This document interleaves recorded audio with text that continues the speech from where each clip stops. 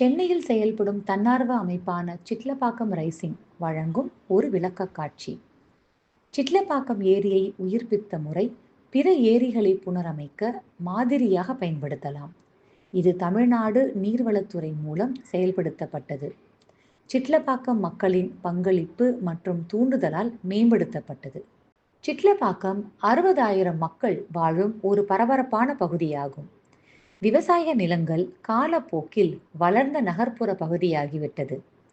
திட்டமிடப்படாத வளர்ச்சியால் அதிக கட்டிடங்கள் உருவாகின. பாதாள சாக்கடை, குழாய் மூலம் சுத்தமான குடிநீர் வசதிகள் போன்ற அடிப்படை வசதிகள் இல்லை. 2015 வெள்ளத்தில் இங்குள்ள 50% வீடுகள் 4 முதல் 6 அடி நீரில் மூழ்கின. 2016 கடுமையான குடிநீர் தட்டுப்பாடு. மக்கள் நிரந்தர தேர்வை எதிர்நோக்கினர். சிட்லப்பாக்கம் மக்கள் நடத்திய கள ஆய்வில் வீடுகளில் வெள்ளம் சூழ்தல் மற்றும் குடிநீர் தட்டுப்பாட்டிற்கான காரணம் கண்டுபிடிக்கப்பட்டது. புறக்கணிக்கப்பட்ட ஏரியின் பெரும்பான்மையான பகுதி மாநகராட்சியின் சட்டவிரோத குப்பை கொட்டும் இடமாக மாறியிருந்தது. மழைநீர் கால்வாய்களில் சட்டவிரோதமாக கழிவு நீர் 24 மணி நேரமும் ஏரிக்குள் சென்றது.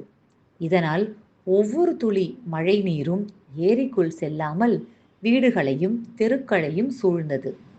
கழிவுநீர் மற்றும் குப்பைகளால் நிலத்தடி நீர் உயர்வதும் தடுக்கப்பட்டது.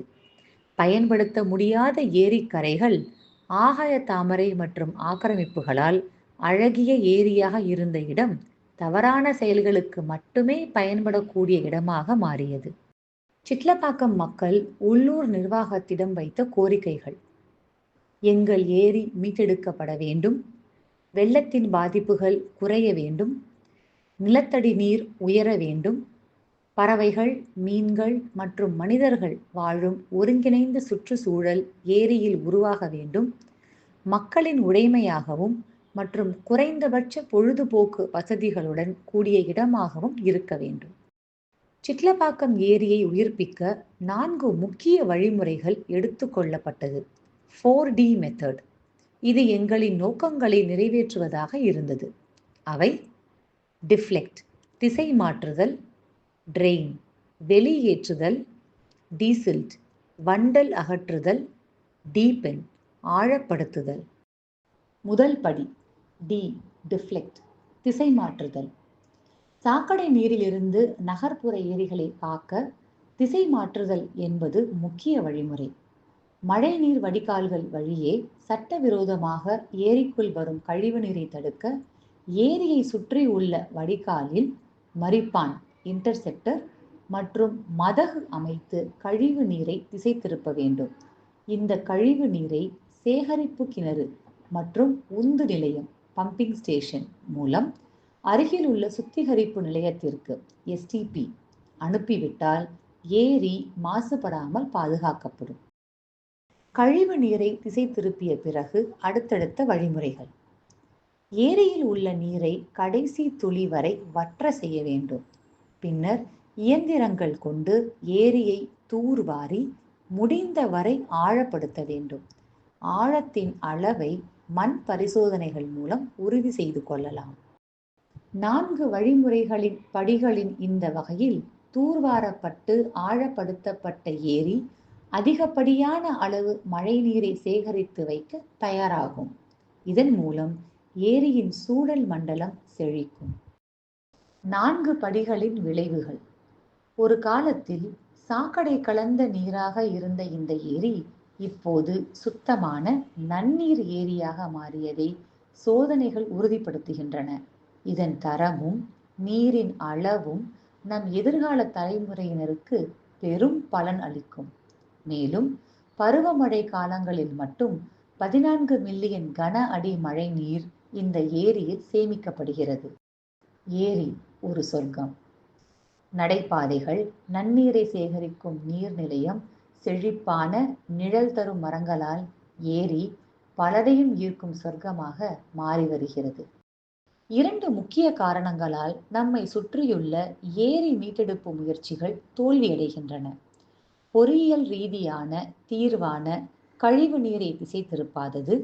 அதைவிட முக்கியமாக, மக்கள் இயற்கை சூழலை அனுபவிக்கவும், ஏரியில் ஒன்று கூடவும், ஏரியை தங்கள் சொத்தாக உரிமையை எடுத்துக்கொள்வதன் மூலம் ஏரிகளை தவறாக பயன்படுத்தும் நிலைமையை தவிர்க்கிறது. சிட்லப்பாக்கம் ஏரியில் உள்ள 2 பறவை தீவுகள், நன்கு ஒளியூட்டப்பட்ட நடைபாதை, கல் இருக்கைகள், குழந்தைகள் பூங்கா, முதியோருக்கான உடற்பயிற்சி கூடம், ஜிம், திறந்தவெளி அரங்கம், ஆம்பி தியேட்டர், கழிப்பறைகள், வாகன நிறுத்துமிடம் போன்ற வசதிகள் ஆயிரக்கணக்கான பார்வையாளர்களை ஏரிக்கு ஈர்த்து அதன் பாதுகாப்பை நீண்ட காலத்திற்கு உறுதி செய்கின்றன. சிட்லப்பாக்கம் ஏரியை உயிர்ப்பிக்க பயன்பட்ட வழிமுறைகளான 4D முறையும், ஏரிக்கு வரும் மக்களின் மன நிறைவும், ஏரியின் உரிமையை தாங்களாகவே எடுத்துக்கொண்டதும், அனைவரையும் உள்ளடக்கிய வடிவமைப்பும் நகர்ப்புற ஏரிகளை காப்பாற்ற பின்பற்றப்பட வேண்டிய ஒரு முன்மாதிரி திட்டமாகும். கழிவுநீர், குப்பை மற்றும் மக்களின் புறக்கணிப்பால் பாதிக்கப்பட்ட இது போன்ற ஏரிகளுக்கு அருகில் வாழும் மக்கள்தான் மாற்றத்தின் முதல் படியை எடுக்க வேண்டும். ஒரு மாற்றத்தை உருவாக்குங்கள். உங்களுக்கு அருகில் உள்ள ஏரிக்கு தன்னார்வ தொண்டு செய்யுங்கள். ஏரியை சார்ந்த சமூகத்திற்கும் ஒருங்கிணைந்து சுற்றுச்சூழல் சமநிலையுடன் கூடிய தீர்வை உருவாக்க உள்ளூர் நிர்வாகத்துடன் இணைந்து பணியாற்றுங்கள்.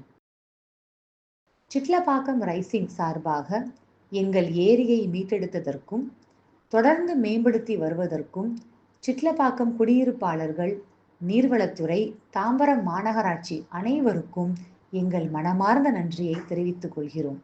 நாம் எல்லோரும் இணைந்து இன்னும் அதிகமாக சாதிக்க முடியும். சாதிப்போம். நன்றி.